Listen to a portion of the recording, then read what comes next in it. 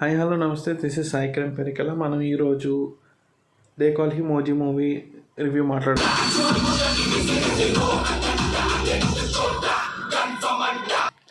నాకు ఎలా అనిపించిందంటే ఇట్స్ గుడ్. నాకైతే బాగానే అనిపించింది. But ya, there are flaws, but ఓవరాల్గా చూసుకుంటే ఇట్స్ గుడ్. రీసెంట్ టైమ్స్లో కళ్యాణ్ గారిని ఇంత స్టైలిష్గా చూపించింది అయితే సుజితే. Kudos for him.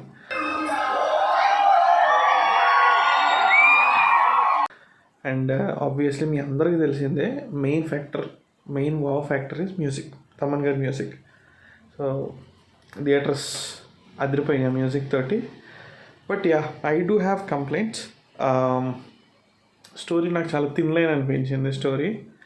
స్టోరీ ఏముండదు, ఒక కంటైనర్ గురించి కథ నడుస్తుంది అంతే.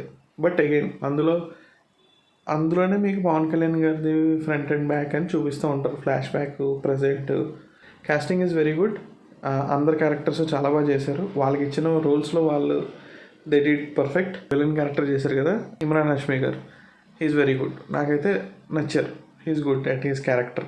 బట్ అగైన్ ఇప్పుడు ప్రాబ్లం ఏమవుతుందంటే, hero can beat any guy. Hero అసలు తోపు, హీరోని ఎవ్వరు ఆపలేరు అన్నప్పుడు విలన్ క్యారెక్టర్స్ డౌన్ అయిపోతాయి తెలియకుండా ఆటోమేటిక్గా. ఇంకా విలన్ క్యారెక్టర్ ఏం చేస్తాడు? ఇంకా హీరో ఇస్ అన్స్టాపబుల్ అన్నప్పుడు. సో అందుకని ఏదో ఇంకో డ్రామా పెట్టారు సెకండ్ హాఫ్లో, which I didn't like personally. అంటే నాకు కొంచెం బోర్ కొట్టింది honestly. But yeah, first half is good. ఎందుకంటే స్టార్టింగ్ అగైన్ నేను గుడ్ అని ఎలా చెప్తున్నానంటే normal viewers point of view నుంచి. బట్ స్టోరీ పరంగా ఒకవేళ నన్ను అడిగితే కనుక first half is not so good. Normal audience point of view నుంచి ఇట్స్ గుడ్. బికాజ్ ఎందుకంటే మీకు for every few minutes elevations పడతాయి అండ్ మ్యూజిక్ వస్తుంది, బ్యాక్గ్రౌండ్ స్కోర్ వస్తుంది, వాట్ ఎవర్.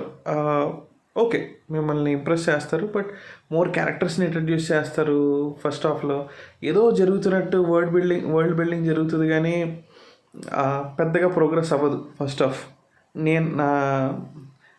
నేను అనుకోవడం. నార్మల్ ఆడియన్కి అయితే బాగానే ఉంటుంది, ఇట్స్ ఆల్ గుడ్. బట్ నా వరకు వచ్చేసరికి ఏంటంటే స్టోరీ వైజ్గా ఎక్కడ కదలట్లేదు సినిమా.